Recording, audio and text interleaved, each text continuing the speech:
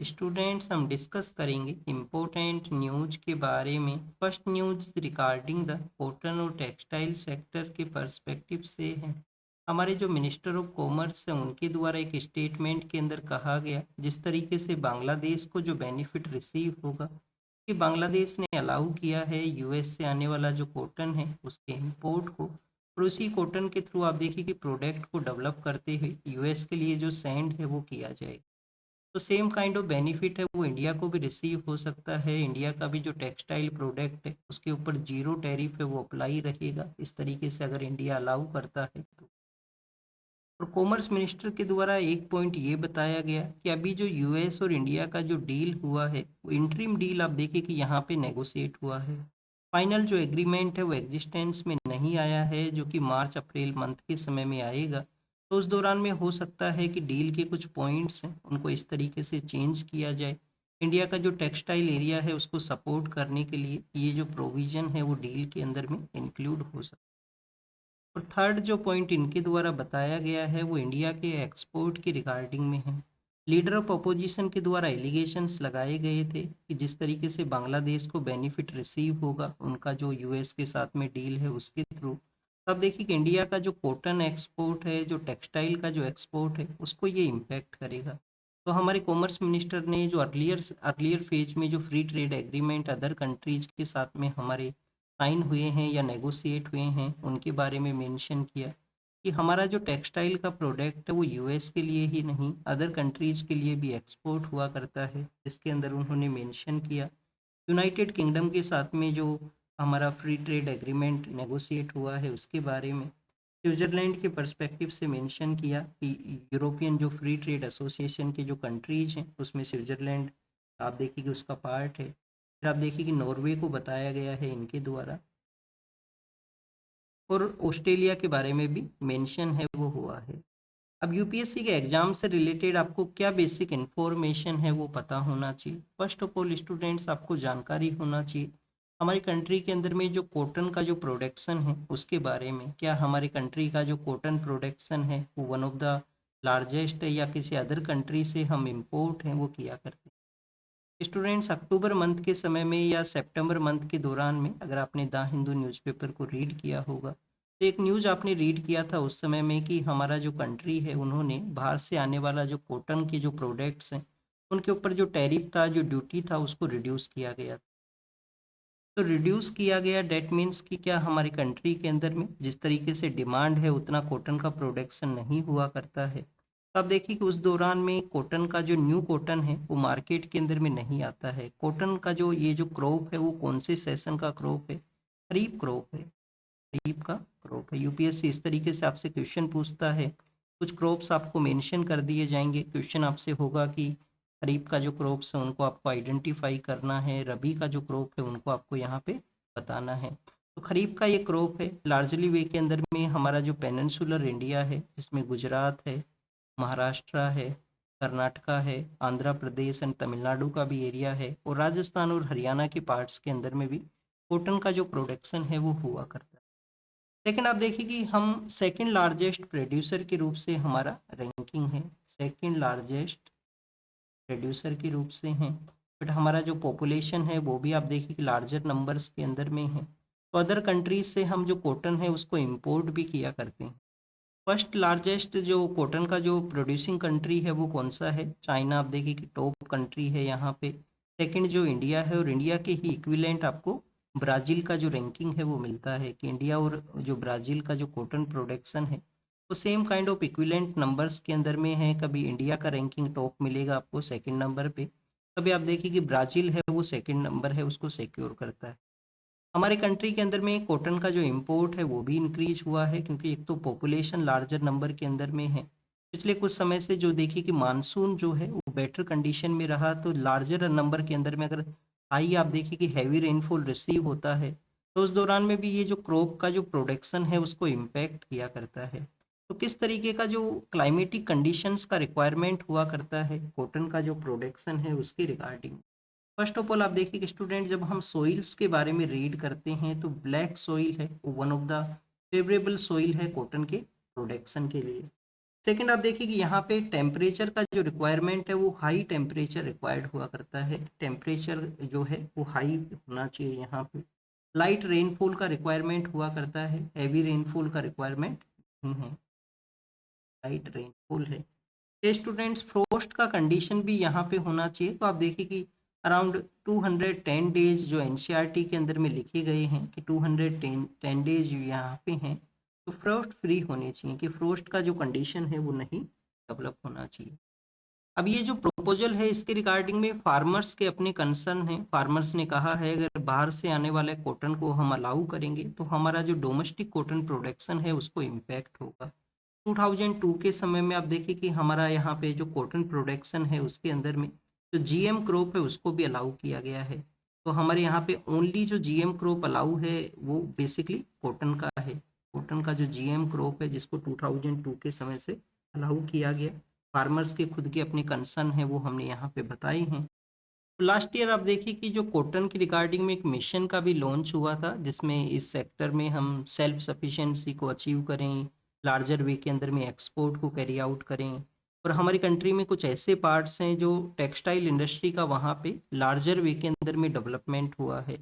जैसे कि आप देखिए कि तमिलनाडु का एक एरिया है, कोयम्बटूर के नियर बाई एरियाज में जो डिस्ट्रिक्ट सिचुएटेड हैं, लुधियाना है जो पंजाब के अंदर में है। तो ऐसे एरिया जहाँ पे रॉ मटेरियल का अवेलेबिलिटी है, वहाँ पे बेटर मशीन्स हैं वो डेवलप हुई हैं, तो आपको जो टेक्सटाइल इंडस्ट्री है उसका डेवलपमेंट मिलता है। बट एंशंट समय में जब हम टेक्सटाइल इंडस्ट्री के बारे में रीड करते हैं तो वो आपको गुजरात और महाराष्ट्र के अंदर में मिला करता है। एक तो वहाँ पे जो क्लाइमेटिक कंडीशन है वो उस तरीके से था कि जो टेक्सटाइल प्रोडक्शन है उसको फेवर किया करता था। सेकेंड आप देखिए कि जो किसी भी प्रोडक्ट को अगर बनाया गया है तो मार्केट के अंदर में आप कैसे सेल करोगे, मार्केट के ऊपर भी वो डिपेंड करता है। तो वहाँ पे पोर्ट्स का अवेलेबिलिटी होने की वजह से जो प्रोडक्शन है उसको सप्लाई किया जाता था अदर कंट्रीज के लिए। हमारे काफ़ी सारे जो बैंकिंग इंस्टीट्यूशंस हैं उनका भी मुंबई एंड उस एरिया के अंदर में ही प्रेजेंस था अर्लियर फेज में। तो वहाँ पे आप देखिए कि फाइनेंस का भी अवेलेबिलिटी था।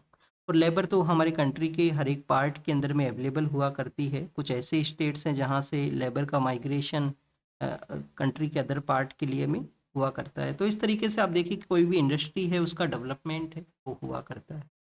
नेक्स्ट अगर हम बात करें स्टूडेंट्स रिटेल इन्फ्लेशन के बारे में है। आप देखिए कि एवरी मंथ का जो 12th का जो डेट हुआ करता है, कभी कभी आप देखिए कि डेट के अंदर में चेंजेस भी आपको मिलेंगे। पर 12th का जो डेट है उस समय में हमारा जो ministry of statistics and programme implementation है, इस मिनिस्ट्री के द्वारा बेसिकली इन्फ्लेशन के जो रेट्स हैं इन सभी को बताया जाता है कि हमारे यहाँ पे रिटेल इन्फ्लेशन है वो कितना है।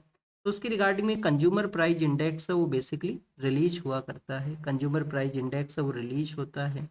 स्टूडेंट्स लास्ट मंथ के दौरान में जब हम इसको रीड किए थे तो हमने कहा था इसका जो बेस ईयर है, जो अर्लियर कंज्यूमर प्राइस इंडेक्स जो रिलीज होता था उसका जो बेस ईयर था वो 2012 था। अब यहाँ पे बेस ईयर को चेंज करने का ज़रूरत है इंटरनेशनल प्रैक्टिस की वजह से। तो नया जो सीपीआई का जो सीरीज है वो यहाँ पे लॉन्च हुआ है, बेस ईयर को अपडेट किया गया। तो न्यू जो बेस ईयर है वो कितना है, 2024। इंटरनेशनल प्रैक्टिस है कि जिससे कि बेटर हम जो डाटाज हैं, बेटर जो कंजप्शन का पैटर्न है उसको यहाँ पे एनालाइज है वो कर सकें। तो इस वजह से समय समय पे जो बेस ईयर है उसको चेंज किया जाता है। 2024 है जो यहाँ पे नया बेस ईयर है। तो कंपैरिजन हम नहीं कैरी आउट करेंगे क्योंकि फर्स्ट आप देखिए कि फर्स्ट यहाँ पे सीपीआई का जो नया सीरीज है जिसके थ्रू डाटा रिलीज हुआ है जनवरी में, जो इन्फ्लेशन रेट है 2.75% है। हमारा आरबीआई का जो मॉनेटरी पॉलिसी कमेटी है उसका मैंडेट क्या है कि 2। और आप देखिए कि मैक्सिमम जो यहाँ पे जो लिमिटेशन है वो 6 का है, जिसको हम 4 ± 2 के रूप से रीड करते हैं कि 4 में आप ऐड करोगे अगर 2 यहाँ पे तो मैक्सिमम क्या तो यहाँ पे 6 का परसेंटेज होना चाहिए और मिनिमम क्या 2 यहाँ पे होना चाहिए। तो इसके बिटवीन में जो इन्फ्लेशन है उसको मेंटेन करना होता है आरबीआई को। तो इसी वजह से मॉनेटरी पॉलिसी कमेटी के जो टूल्स हैं उनको यूज किया करता है। और मनी की सप्लाई के रिगार्डिंग में आप देखिएगा आरबीआई कभी रेपो रेट को इंक्रीज करेगा कभी डिक्रीज करेगा। तो ये कम्प्लीटली जो उनका जो मैंडेट है वो यही है कि इन्फ्लेशन रेट है उसको मेंटेन किया जाए मार्केट के अंदर में। अब यहाँ पे बेटर कंजप्शन को हमें एनालाइज करना है। जिस तरीके से आप देखिए कि हमारा house hold consumption and expenditure का जो सर्वे आया है जिसके थ्रू जो न्यू एरियाज को कवर किया गया है इस सर्वे के अंदर में। तो उसी तरीके का कोशिश यहाँ पे रिटेल इन्फ्लेशन के रिगार्डिंग में सीपीआई का ये जो सीरीज है इसमें भी हुआ है। कैसे यहाँ पे जो चेंजेस किए गए, फर्स्ट ऑफ ऑल स्टूडेंट जो आइटम्स यहाँ पे कवर किए जाते हैं तो उन आइटम्स का जो इंक्रीज किया गया, आइटम्स के जो नंबर्स है वो इंक्रीज कर दिए गए। गुड्स के जो नंबर्स हैं, जो हमारा गुड्स का जो एरिया है जिसमें पहले जो नंबर्स हैं वो 259 हुआ करते थे, उसको इंक्रीज करते हुए 308 है वो कर दिया। सर्विसेज के जो नंबर्स हैं, जो सर्विसेज यहाँ पे कैलकुलेट हुआ करती हैं, इसके जो नंबर हैं पहले 40 हुआ करते थे, अब ये जो नया सीरीज है इसमें 50 कर दिए गए हैं। तो गुड्स एंड सर्विसेज के अंदर में आइटम्स को यहाँ पे इंक्रीज किया गया। एक न्यू काइंड ऑफ आप देखिए कि जो डाटा को कैप्चर करने के लिए जो न्यू डोमेन है उसको भी यहाँ पे इंक्लूड है वो किया गया है। कि रूरल और अर्बन के जो डाटाज हैं उसको तो कैलकुलेट किया ही जाता है, बट ऑनलाइन जो यहाँ पे ई कॉमर्स का जो सेक्टर इमर्ज हुआ है तो ऑनलाइन डाटाज को भी इंक्लूड करने के लिए यहाँ पे मेंशन किया गया है नया सीरीज में, जिससे बेटर जो कंजप्शन थिंग्स हैं कंट्री के अंदर में उनको एनालाइज किया जा सके। तो सीपीआई के बारे में था, जो हमारा ministry of statistics and programme implementation है एवरी मंथ बेसिस पे इसको रिलीज करता है। जनवरी के समय में इतना यहाँ पे इन्फ्लेशन रेट रहा है, जो आरबीआई का मैंडेट है उसी के अंडर में है, और बेटर कंजप्शन को हम यहाँ पे एनालाइज कर सकें, इस वजह से गुड्स एंड सर्विस के जो नंबर ऑफ आइटम्स हैं उसमें इंक्रीज हुआ है, और ऑनलाइन प्लेटफॉर्म्स को भी यहाँ पे इंक्लूड किया गया है, जिससे न्यू डोमेन या नया जो चेंज है उसको इंक्लूड किया जा सके। नेक्स्ट अगर हम बात करें स्टूडेंट्स, बार एसोसिएशन के द्वारा आप देखिए कि अपने जो कंसर्न है, अपना जो अपोज है उसको शो किया गया है। इलाहाबाद हाई कोर्ट जो कि उत्तर प्रदेश के वहाँ पे सिचुएटेड है, तो आप देखिए कि इलाहाबाद ही सिटी का जो नाम है वो प्रयागराज किया गया है, बट आपको जो रेलवे स्टेशन हैं, जो आपको यहाँ पे हाई कोर्ट्स हैं, उनका जो नेमिंग है वो ओल्ड आपको देखने के लिए मिलता है।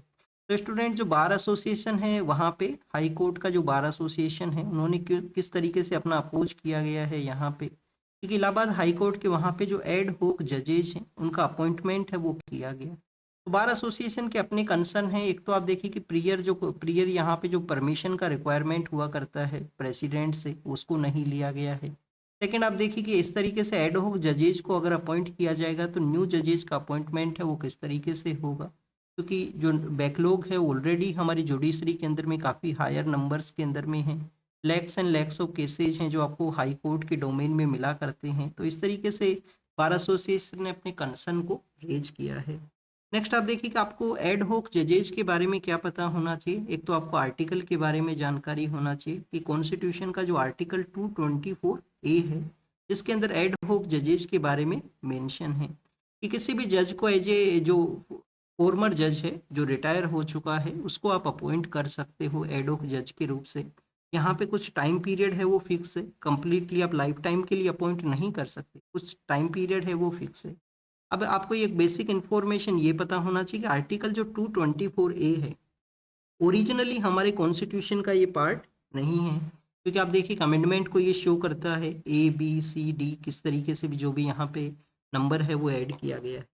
तो इसको किस जो कॉन्स्टिट्यूशन अमेंडमेंट एक्ट के थ्रू इंक्लूड किया गया था, जो हमारा 15th कॉन्स्टिट्यूशन अमेंडमेंट एक्ट है, 15 कॉन्स्टिट्यूशन अमेंडमेंट एक्ट है, उसके थ्रू 1963 के समय ये आर्टिकल है वो इंक्लूड होता है। बेसिक मैंडेट क्या था कि बैकलॉग को क्लियर करने के लिए कोई टेम्परेरी जजेस जो कि रिटायर हो चुके हैं उनको आप अपॉइंट कर सकते हो, जिससे कि बैकलॉग है, एक्सपर्टनेस है, उसको अचीव किया जा सके किसी केस के रिगार्डिंग में। रिसेंटली आप देखिए कि 2021 के समय सुप्रीम कोर्ट ने एड होक जजेज का जो अपॉइंटमेंट प्रोसेस है उसके रिगार्डिंग में एक जजमेंट पास किया था। लोक पहरी वर्सेज यूनियन ऑफ इंडिया का वो केस है, लोक पहरी वर्सेज यूनियन ऑफ इंडिया का वो केस है। सुप्रीम कोर्ट का रूलिंग के अंदर में इनके अपॉइंटमेंट प्रोसेस को वैलिड कहा गया कि बैकलॉग को रिड्यूस करने के लिए इनको अपॉइंट करना है वो जरूरी है यहाँ।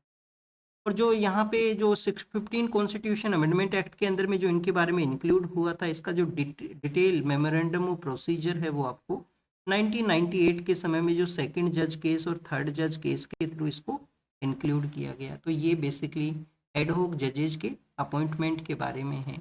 नेक्स्ट आप देखिए कि स्टूडेंट्स आपको एग्जाम के लिए क्या पता होना चाहिए। एग्जाम के लिए अब आपका एक होमवर्क है कि कितने समय के लिए इनको आप अपॉइंट कर सकते हो, कितने समय के लिए आप इसको अपॉइंट कर सकते हो, क्या 2 ईयर के लिए ओनली अपॉइंटमेंट हुआ करता है या 5 ईयर के लिए। ये आप जो अपना कमेंट सेक्शन है उसके अंदर में बताना, और ज़रूर से पार्टिसिपेट करना स्टूडेंट्स कमेंट सेक्शन में। नेक्स्ट अगर हम बात करें अरावली रेंज के बारे में है, सुप्रीम कोर्ट ने कहा है कि अरावली रेंज के रिगार्डिंग में कोई भी डिसीजन है वो नहीं लिया जाएगा, किसी को भी अलाउ नहीं किया जाएगा कि अरावली का जो माउंटेन्स है उनको वो टच करे, वहाँ पे इलीगल एक्टिविटीज़ को कैरी आउट करे, जब तक कि जो एक्सपर्ट पैनल है अरावली के बारे में अपना डेफिनेशन है वो नहीं देता है। स्टूडेंट्स, नवंबर के समय में गवर्नमेंट का जो प्रपोजल था उसको आप देखिए कि सुप्रीम कोर्ट ने एक्सेप्ट किया था। गवर्नमेंट का प्रपोजल ये था कि 100 मीटर तक का जो यहाँ पे जो हिल्स हैं उनके अंदर में माइनिंग को अलाउ किया जाए। और फिर आप देखिए कि कुछ डिस्टेंस के बारे में भी था वहाँ पे कि 2 हिल्स के बिटवीन में इतना डिस्टेंस होना चाहिए, वहाँ पे माइनिंग एक्टिविटी है वो अलाउ हो। बाद में आपको दिसंबर के मंथ के समय में जिन स्टेट्स से अरावली पास करता है वहाँ पे प्रोटेस्ट होता है, और फिर आप देखिए कि सुप्रीम कोर्ट के द्वारा उस डिसीजन को यहाँ पे कैंसिल है वो कर दिया गया कि एक्सपर्ट पैनल है वो एग्जामिन करेगा कि अरावली के अंदर में कहाँ पे माइनिंग की एक्टिविटी को अलाउ करना है। अरावली हिल्स में इलीगल माइनिंग आप देखिए कि one of the biggest concern है, बट अरावली का एक पॉजिटिव और नेगेटिव आपको पता होना चाहिए। पॉजिटिव आप देखिए कि ये है कि गुजरात से ये ओरिजिनेट करते हुए राजस्थान, हरियाणा और दिल्ली तक इसका एक्सटेंशन है।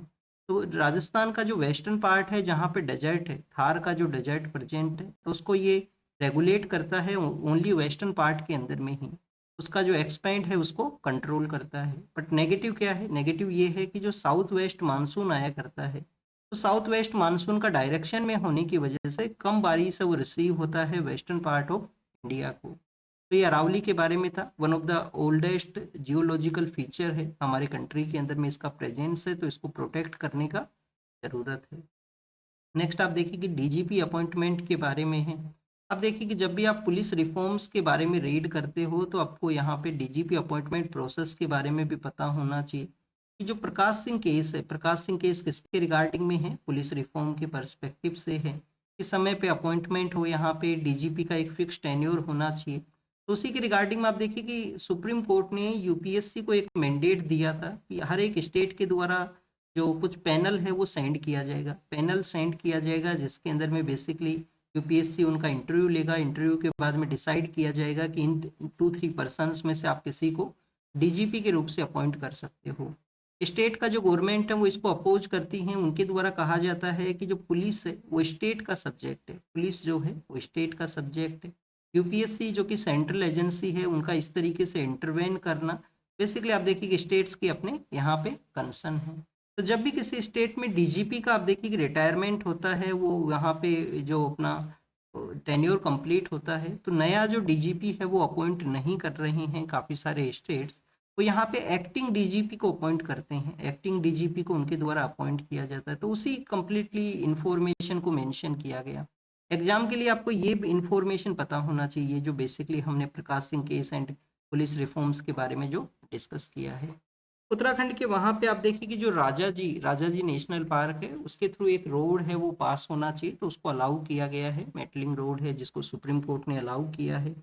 अर्लियर पेज में आप देखिए कि जो काजीरंगा नेशनल पार्क है, जो काजीरंगा नेशनल पार्क है कहाँ पे है, ये आसाम के अंदर में है। हमारे प्राइम मिनिस्टर वहाँ पे गए थे एक प्रोजेक्ट का जो फाउंडेशन को लेट डाउन करने के लिए। तो वहाँ पे भी आप देखिए कि एलिवेटेड जो जो जो रोड है वो पास करना था काजीरंगा के थ्रू। यहाँ पे राजा जी के बारे में है जो कि उत्तराखंड में है, और काजीरंगा कहाँ है, आसाम के अंदर में। अब ये जो राजा जी नेशनल पार्क के बारे में आपको क्या पता होना चाहिए, रोड तो अलाउ किया गया है रिमोट जो विलेज है उनको कनेक्ट करने के लिए, बट आप देखिए कि कॉमर्शियल व्हीकल्स को अभी अलाउ नहीं किया गया है कि इसके थ्रू कॉमर्शियल व्हीकल्स हैं वो भी जा सके, उनका अलाउ नहीं है। लेकिन आपको ये पता होना चाहिए कि राजा जी नेशनल पार्क काफ़ी सारे जो डिस्ट्रिक्ट्स हैं उनके अंदर में सिचुएटेड है, उत्तराखंड के डिस्ट्रिक्ट्स हैं। शिवालिक हिल्स के नियर बाई एरियाज के अंदर में है, शिवालिक हिल्स के नियर बाई एरियाज के अंदर में है। और जो गंगा रिवर है, गंगा रिवर राजा जी नेशनल पार्क से पास करता है। क्या रिवर्स के बारे में क्वेश्चन पूछता है यूपीएससी, यूपीएससी क्वेश्चन पूछता है जैसे कि जिम कॉर्बेट के बारे में क्वेश्चन पूछ लिया गया था, क्या जिम कॉर्बेट से भी गंगा रिवर ही पास करता है। जिम कॉर्बेट से जो रिवर पास करता है उसका नाम है राम गंगा, और ये यूपीएससी ने क्वेश्चन पूछा था।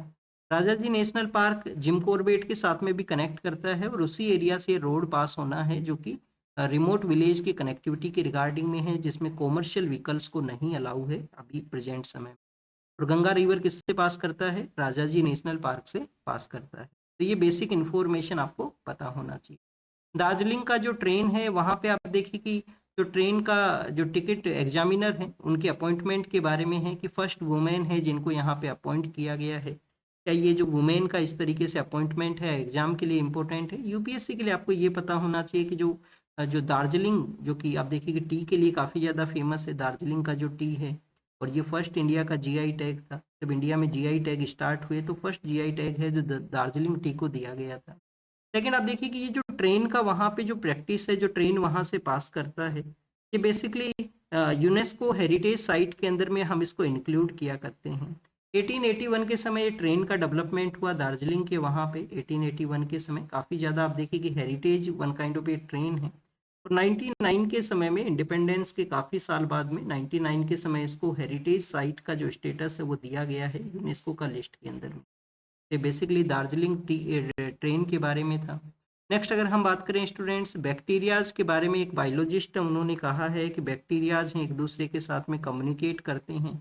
मैजिकल माइक्रोब्स इनको बताया गया है उनके द्वारा। और एक प्रोसेस है कि हमारा जो गट है जिसमें अगर बैक्टीरियाज का प्रेजेंस है जो फूड को डाइजेस्ट किया करते हैं, तो बेसिकली आप देखिए कि इसको कोरम सेंसिंग इसका नाम दिया गया है, बैक्टीरियल कम्युनिकेशन उसका नाम दिया गया है कि गट के अंदर में बैक्टीरियाज का प्रेजेंस है जो कि फूड को डाइजेस्ट करने में रोल प्ले करते हैं, फूड डाइजेस्ट के अंदर में रोल प्ले करते हैं। तो इसको बेसिकली क्या नाम दिया गया है? बैक्टीरियल कम्युनिकेशन, जो कि कोरम सेंसिंग का भी यहाँ पे नाम है। हो सकता है कोई टर्म से आपसे क्वेश्चन पूछ लिया जाए। नेक्स्ट अगर हम बात करें स्टूडेंट्स, यहाँ पे जो डिस्कशन है वो मिड डे मील स्कीम के बारे में है। अब देखिए कि जो कुक हैं जिनका अपॉइंटमेंट हुआ करता है खाना पकाने के लिए, तो उन्होंने अपना जो बेसिक जो पेमेंट है उसको इंक्रीज करने के बारे में उनका प्रोटेस्ट है। और ये छत्तीसगढ़ के वहाँ पे प्रोटेस्ट के बारे में बताया गया, जिसमें आप देखिए कि यहाँ पे शो है कि उनका जो टेम्परेरी जो अंशकालीन है उसको पूर्णकालीन किया जाए, कि अंशकालीन जो उनका पेमेंट है उसको पूर्णकालीन जो कंप्लीट पेमेंट है वो उनको यहाँ पे किया जाए। एग्जाम के लिए क्या इंपॉर्टेंट आपको पता होना चाहिए? प्रधानमंत्री जो पोषण योजना है, प्रधानमंत्री पोषण शक्ति जो निर्माण अभियान है, उसके थ्रू आप देखिए कि मिड डे मील के रिगार्डिंग में जो कुक्स हैं उनका अपॉइंटमेंट हुआ था। हमारा जो प्रधानमंत्री पोषण शक्ति निर्माण जो अभियान है, जिसमें 60-40 का बेसिकली यहाँ पे कंट्रीब्यूशन हुआ करता है। स्टेट्स हैं वो 40% का कंट्रीब्यूट करते हैं, सेंटर है वो 60% करता है। जो ग्रेन्स हैं वो सेंटर के द्वारा सेंड किए जाते हैं, ग्रेन्स का जो सप्लाई है वो सेंटर के द्वारा हुआ करता है। और यहाँ पे जो कुक्स का जो अपॉइंटमेंट है वो स्टेट गवर्नमेंट के थ्रू है, तो इनका जो पेमेंट है वो स्टेट गवर्नमेंट के द्वारा डिसाइड किया जाए। तो ये बेसिक इन्फो काफ़ी बार इनको जो आप देखिए कि एक्स्ट्रा वर्क को भी करना होता है। अगर इलेक्शन का वहाँ पे ड्यूटीज हैं, कोई स्पोर्ट्स का आप देखिए कि टूर्नामेंट है स्कूल के अंदर में, तो उस दौरान इनका एक्स्ट्रा वर्क है वो भी हुआ करता है। तो ये बेसिक कुछ इन्फॉर्मेशन था। पहले हमने कुछ दिनों पहले आशा वर्कर्स के बारे में रीड किया था, उनके द्वारा भी प्रोटेस्ट किया गया था कि उनको भी उनका जो पेमेंट है उसको इंक्रीज किया जाए।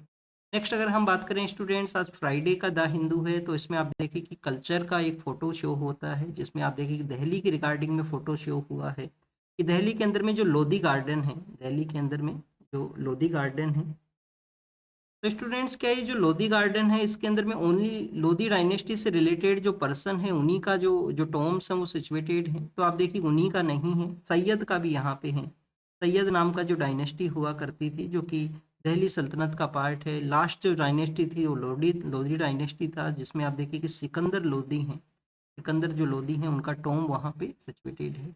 दिल्ली का एक one kind of cultural thing है, जिसमें स्टोरी टेलिंग है, जिसमें म्यूजिकल थिंग्स हैं उनको यहाँ पे बताया गया है, तो हमारे लिए तो वो इम्पोर्टेंट नहीं है। लोधी गार्डन के बारे में मेंशन था तो हमने इसको डिस्कस किया कि दिल्ली सल्तनत जिसमें 5 डायनेस्टीज हैं, तो एक जो लास्ट डायनेस्टी है वो लोधी डायनेस्टी है, लोधी डायनेस्टी है जिसके सिकंदर जो लोधी हैं उनका यहाँ पे जो टॉम है वो सिचुएटेड है, और सैयद के भी एक रूलर हैं जिनका यहाँ पे सिचुएटेड है। फिर आप देखिए कि पल्सेज के बारे में है कि जो दाल हैं जो काफ़ी ज़्यादा इम्पोर्टेंट है। पल्सेज किस वजह से इम्पोर्टेंट है? एक तो आप देखिए कि हमारे कंट्री का जो मैक्सिमम वेजिटेरियन जो कंजप्शन है, जिसमें प्रोटीन का जो इंटेक है, प्रोटीन का जो इंटेक है उसके लिए इनका इम्पोर्टेंस है। सेकंड आप देखिए कि हमारे जो लार्जर वे के अंदर में जो फार्मर कम्युनिटी है वो भी इसके प्रोडक्शन के लिए इस पे डिपेंड करता है, तो इसका प्रॉपर वे के अंदर में प्रोक्योरमेंट है वो होना चाहिए। कि क्यों यहाँ पे मेंशन किया गया, मेंशन इस वजह से किया गया कि रिसेंटली जो इंडिया यूएस का जो इंटरिम डील था, जिसने यूएस ने अपने जो वेबसाइट के ऊपर में मेंशन किया था कि जो पल्सेज हैं वो भी इंडिया इंपोर्ट है वो करेगा, इंडिया जो है यूएस का जो पल्सेज है उसको इंपोर्ट करेगा। हमारी जो फार्मर बॉडीज हैं उन्होंने आप देखिए कि कंसर्न्स को रेज किया, यूएस ने फिर वहाँ पे उसको रिमूव भी किया है उसको अपना वेबसाइट के ऊपर में। तो एग्जाम के लिए जो इम्पोर्टेंट है उसको हम देखते हैं। फर्स्ट ऑफ ऑल स्टूडेंट्स, हमारे यहाँ पे पल्सेज को जो एमएसपी है, जिस तरीके से अदर ग्रेन्स को जो एमएसपी अवेलेबल हुआ करती है, वीट है, राइस को जिस तरीके से एमएसपी है उस तरीके से अवेलेबिलिटी है वो नहीं मिलेगा। काफी बार आप देखिए कि जो प्राइस सपोर्ट स्कीम 2019 के समय स्टार्ट हुआ था, तो उसके थ्रू प्रोक्योरमेंट तो कैरी आउट किया गया, बट काफी बार जो जो फार्मर्स हैं उनको अपना जो जो प्रोडक्ट है उनको प्राइवेट प्लेयर्स को सेल है वो करना पड़ता है। तो ये एक बेसिकली यहाँ पे कंसर्न है। अदर जो कंसर्न ये है कि जो फार्मर्स का प्रोडक्शन के रिगार्डिंग में कंसर्न है कि यहाँ पे जो रेन फेड कल्टीवेशन उनके द्वारा किया जाता है। इंटरनेशनल जो जो कंपिटिटर्स हैं उनके साथ में वो compete नहीं कर पाते हैं प्रोडक्शन की वजह से, तो सेकंड फार्मर्स का ये कंसर्न है।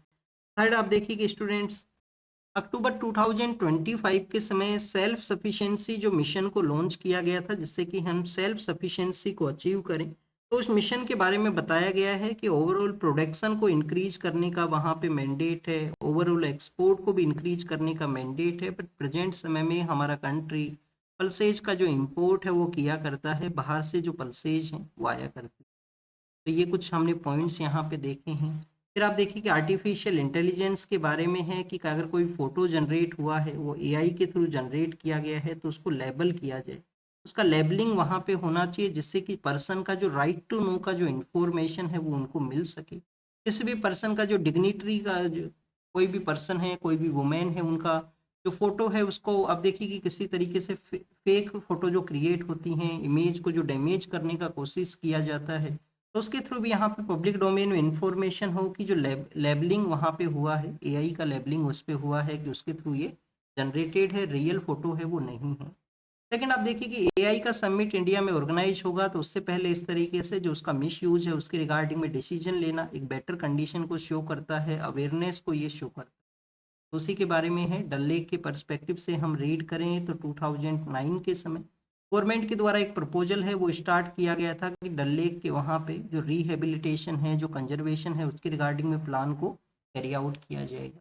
फिर आप देखिए कि इस प्रपोजल को कैंसिल किया गया है जो कंटिन्यूस 2019 से एग्जिस्टेंस में है।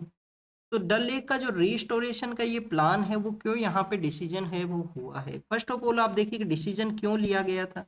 डल लेक के वहाँ पे जो वाटर का जो क्वालिटी है उसके अंदर में डिक्लाइन हुआ था, वाटर का क्वालिटी में डिक्लाइन हुआ। कंटिन्यूस डल लेक के अंदर में भी एनक्रोचमेंट के जो केसेस सामने आते हैं कि उसके कुछ पार्ट के अंदर में एनक्रोचमेंट हुआ है, जो एनिमल्स हैं उनके द्वारा ओवर ग्रेजिंग को कैरी आउट किया गया, ओवर ग्रेजिंग वहाँ पे हुआ है।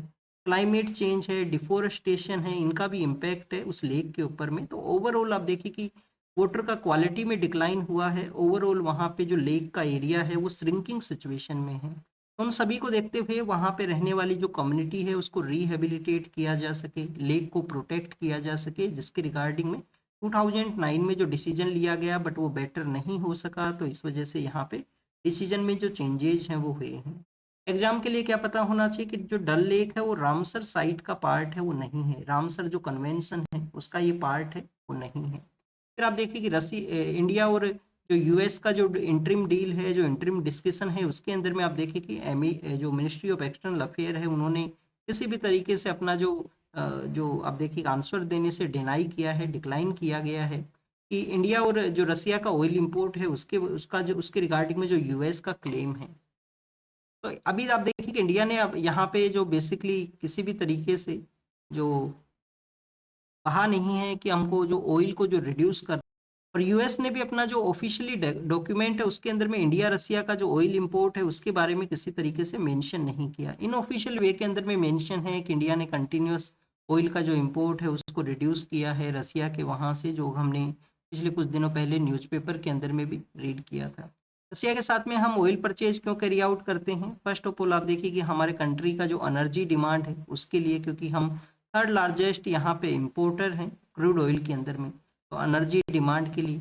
सेकंड आप देखिए कि वहाँ पे जो जो क्रूड ऑयल का जो प्रेजेंस है वो डिस्काउंट रेट के ऊपर में उनका अवेलेबिलिटी होना। हमारा जो जोग्राफिकल डिस्टेंस है वो भी लार्जर नहीं है अगर हम कंपेयर करें यूएस एंड वेनेजुला के साथ में। तो जोग्राफिकल डिस्टेंस होने की वजह से ही काफ़ी सारा जो वहाँ पे जो एक्स्ट्रा प्राइस है वो पे करना होता है। रसिया के साथ में इंपोर्ट अगर हम करते हैं तो काफ़ी कम मनी है वो वहाँ पे लगता है। तो ये कुछ ऐसे रीजन है जिसकी वजह से हम यहाँ पे ऑयल का जो इम्पोर्ट है वो किया करते हैं। हमारे जो 6 फॉर्मर सीजीआई हैं जिनसे कि जो साइमल्टेनियस कमीशन के रिगार्डिंग में जो पैनल कॉन्स्टिट्यूट हुआ था, उन्होंने डिस्कशन किया है। उन्होंने कहा है कि साइमल्टेनियस इलेक्शन है जिसमें 2 सीजीआई हैं, उनका मानना है कि ये जो बेसिक स्ट्रक्चर है उसको वायलेट कर सकता है। 4 सीजीआई है, उनका मानना है कि इसके द्वारा इलेक्शन का जो साइकिल के अंदर साइकिल ही आप देखिए कि चेंज होगा, किसी तरीके से स्ट्रक्चर के अंदर में नहीं चेंज होगा। तो ये जो 129 कॉन्स्टिट्यूशन अमेंडमेंट बिल है साइमल्टेनियस इलेक्शन के रिगार्डिंग में, कि किसी भी तरीके से आप देखिए कि जो बेसिक स्ट्रक्चर है उसको नहीं चेंज करता है। ये फॉर्मर जो सीजीआई हैं उनके द्वारा ये स्टेटमेंट में बताया गया उस पैनल को। फिर यहाँ पे एक आप देखिए कि कॉमन इलेक्टोरल रोल है वो भी होना चाहिए, क्योंकि सभी इलेक्शंस हैं वो साइमल्टेनियस वे के अंदर में कैरी आउट होंगे। तो एक कॉमन जो इलेक्टोरल रोल है उसके बारे में भी यहाँ पे डिस्कशन है। जो जो इस्लामिक जो मुस्लिम बॉडीज हैं उन्होंने आप देखिए कि वंदे मातरम को अपोज किया है। जो recently ministry of home affair का एक डिसीजन है कि वंदे मातरम के रिगार्डिंग में उसको आप देखिए कि मैंडेटरी है वो किया गया है। और ऑल इसके जो 6 स्टेंजाज हैं उनको यहाँ पे यूज करने के लिए कहा गया, जो कि पहले हमारे यहाँ पे कट हुए थे। जिस तरीके से मुस्लिम का जो बॉडीज है उनके द्वारा इसको अपोज किया गया था। एग्जाम के लिए क्या है, कुछ इंपॉर्टेंट है, बस आपको वही बेसिक इन्फॉर्मेशन पता होना चाहिए जो ऑलरेडी हम डिस्कस कर चुके हैं काफ़ी बार यहाँ पे, कि ये किसके द्वारा लिखा गया है। बंकिम चंद्र चट्टोपाध्याय हैं जिनके द्वारा लिखा गया। आनंद मठ नाम का जो इनका राइटिंग है उसमें इसका मेंशन मिलता है, बट उससे भी पहले इन्होंने किसी एक मैगजीन के अंदर में इसका राइटिंग किया था, तो उसके बारे में आप कमेंट सेक्शन के अंदर बताना। कल भी आपको ये होमवर्क दिया था बट आपने किसी ने पार्टिसिपेट है वो नहीं किया है। पीएमओ एंड सेंट्रल सेक्रेटरीट के बारे में है कि जो पीएमओ है, पीएमओ का इनोग्रेट किया जाएगा प्राइम मिनिस्टर के द्वारा, नया जो पीएमओ यहाँ बनाया है। और सेंट्रल सेक्रेटरीट का जो बिल्डिंग जो बनाया है उसको भी अब देखिए कि ये सेंट्रल विस्टा का जो रीडेवलपमेंट प्लान था, सेंट्रल विस्टा रीडेवलपमेंट प्लान, उसका ये पार्ट है। और सेंट्रल विस्टा के बारे में आपको क्या पता होना चाहिए, आपको बेसिक जानकारी ये होना चाहिए कि जो हमारा ministry of housing and urban affairs है उसके अंडर में ये बेसिकली कंप्लीटली प्लान था, जिसमें पार्लियामेंट का बिल्डिंग का डेवलपमेंट करना हो, हमारा जो आप देखिए कि जिसको राजपथ बोला करते थे, जिसको कर्तव्य पथ उसका नाम किया गया है, वहाँ पे रीडेवलपमेंट करना हो, बिल्डिंग्स का कंस्ट्रक्शन करना हो। तो ये सेंट्रल विस्टा रीडेवलपमेंट प्लान के थ्रू यहाँ पे पीएमओ एंड सेंट्रल सेक्रेटरीट का डेवलपमेंट हुआ, जिसको इनोग्रेट किया जाएगा। स्टूडेंट, जो प्राइम मिनिस्टर का जो ऑफिस है जिसको पॉलिटिकल वे के अंदर में किसके द्वारा हेड किया जाता है, पॉलिटिकल वे के अंदर में प्राइम मिनिस्टर इसके हेड हुआ करते हैं। बट इसका एडमिनिस्ट्रेटिव वे के अंदर में अगर हम हेड के बारे में रीड करें तो जो पीएम के जो प्रिंसिपल सेक्रेटरी हुआ करते हैं, पीएम के जो प्रिंसिपल सेक्रेटरी हैं वो यहाँ पे इसके हेड होते हैं एडमिनिस्ट्रेटिव वे के थ्रू। नेक्स्ट अगर हम बात करें सब्सटेंटिव मोशन के बारे में, है कि जो लीडर ऑफ अपोजिशन है उनके अगेंस्ट में सब्सटेंटिव मोशन है जो कि यहाँ पे लाया गया, जो भारतीय जनता पार्टी है उनके एक मेंबर ऑफ पार्लियामेंट है उनके द्वारा।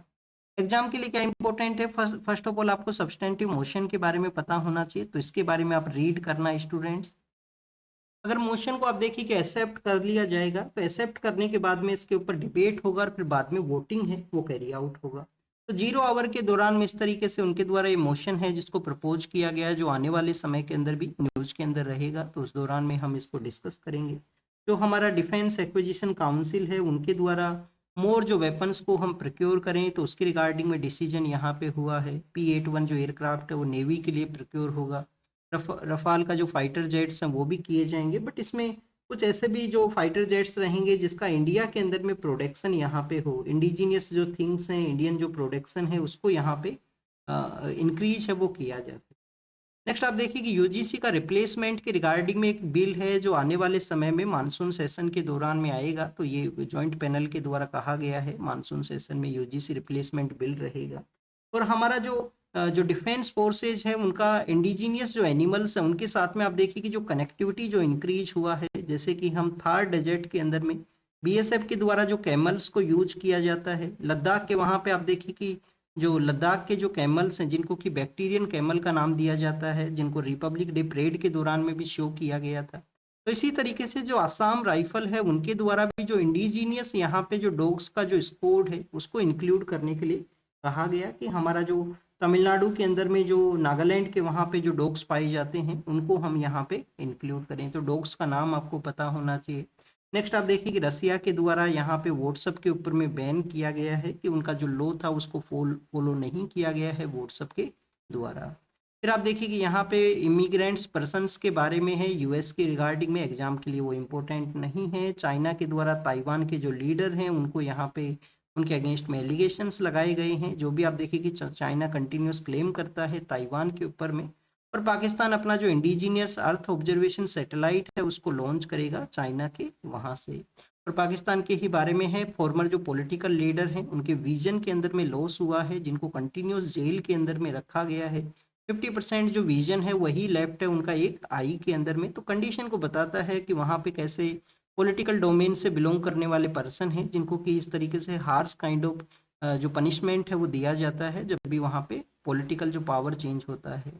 फिर नेक्स्ट आप देखिए कि बांग्लादेश में इलेक्शंस का कंडक्ट हुए हैं जिसमें एक रेफरेंडम भी किया गया यस एंड नो के रूप से। 2024 का जो रिवॉल्यूशन है, जो उनका अपराइजिंग था, उसके रिगार्डिंग में रेफरेंडम है, इलेक्शन कैरी आउट हुआ है। अब वहाँ पे वोटिंग को जो इलेक्शंस जो वोट्स हैं उनको कैलकुलेट किया जाएगा, तो उस पोलिंग प्रोसेस के बारे में मेंशन था। This is all the information related to the today's newspaper. आप इसको रीड कीजिए, रिवाइज कीजिए, जो भी इंफॉर्मेशन आपको मिला है उसको नोट डाउन कीजिए। Thank you students, thank you very much.